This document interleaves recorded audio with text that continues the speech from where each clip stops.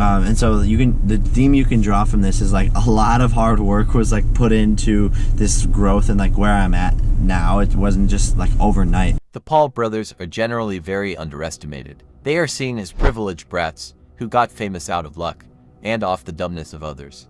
They may not be our favorite people, but I want to show you why these two are some of the most manipulative minds on YouTube and how it led to their incredible success.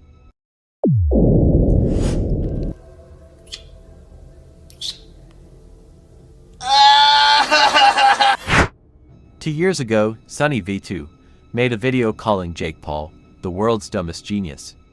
As expected, it was a great video, but I don't think it fully did justice to the topic, and it barely talks about the brilliant mind of his brother, Logan Paul.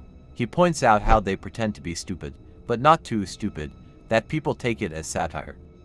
They wanted people mocking them. Take a look at the most viewed video on Jake Paul's channel. It's every day, bro, with the Disney Channel flow. 5 mil on YouTube in 6 months, never done before. Did you really think he didn't know this sounded bad?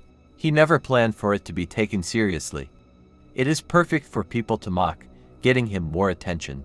And it's kinda catchy, perfect for children with developing brains. That's the summary of their music, as the same goes for Logan Paul. I'm naughty, or maybe cause I'm nice, maybe cause I met Mrs. Claus and hit it twice. But we can't say definitely that it wasn't just bad attempts to make a good song. I'm just using the songs to make a point. They weren't just dumb kids playing around. In their earlier days, that was their formula. Stupid enough to rage bait a matured audience, while catchy for a younger audience.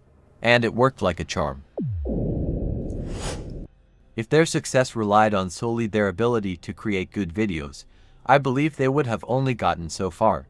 We know the Paul brothers have had their share of controversy, but until I started to dig, I didn't realize how much trouble they've gotten into, but still managed to come back unscathed. Some of their biggest controversies are Jake Paul getting sued by his former landlord for destroying property, Jake Paul's house being raided by the FBI, Jake Paul being accused of scamming his young audience through Adfluence, Logan Paul's infamous Suicide Mountain video, Logan Paul's crypto zoo scam controversy, and there's way more. If you want to know more about them, Fox Akimo made a 50 minutes long video where he called out their crimes year by year.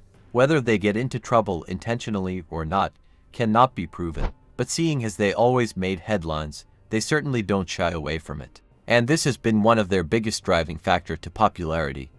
The Paul brothers seem to have found that sweet spot where they get into trouble, but with no permanent consequences, and they are always eventually forgiven or their crimes are forgotten. Perhaps their most strategic move of all is their ability to reinvent and rebrand themselves when it suits them. That's how they stay relevant after career-ending controversies. Logan Paul's reinvention truly began with his high-profile boxing match against British YouTuber KSI, at a time when Logan was still feeling the heat of his Japan scandal. After he tied his first match with KSI, he suddenly wasn't just a brat, he had earned some respect. Going into the second fight, many considered him the underdog. He did end up losing the fight, but he earned the respect of his opponent KSI. This was a big deal, because KSI was his biggest hater. If he could forgive him, anyone could. At that time, he had launched a podcast called Impulsive. Through this platform, Logan rebranded himself from a reckless YouTuber to a more mature figure, willing to engage in meaningful conversations. For Jake Paul, he also began to appear on podcasts, having more mature conversations, and leveled up his content. But most of all, began to reinvent himself as a boxer. Jake's entry into boxing was initially seen as a joke, a publicity stunt. However, he quickly turned it into a serious career, training rigorously and taking on some professional fighters. The Paul brothers had always had a mind for business. From their merch sale to brand deals, they knew how to capitalize on their fame. But their more recent moves is what drove them to true success. Remember I said Jake Paul has fought some real fighters. The key words is fighters, not boxes. Jake Paul has only been fighting retired fighters, and people with little to no experience in boxing, and people have been calling him out for it. But this is very smart on his end, because he started big. Most boxers started unknown, fighting amateurs and building their record.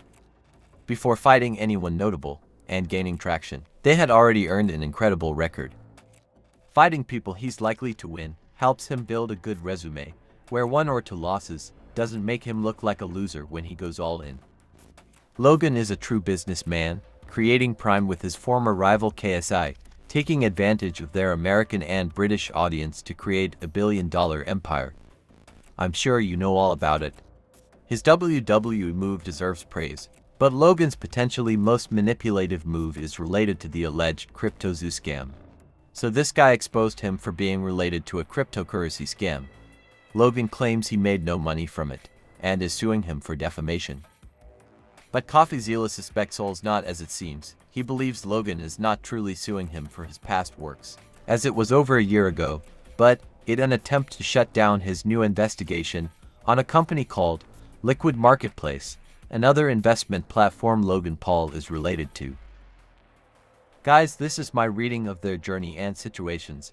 I decided to share my findings that made me see them in this light.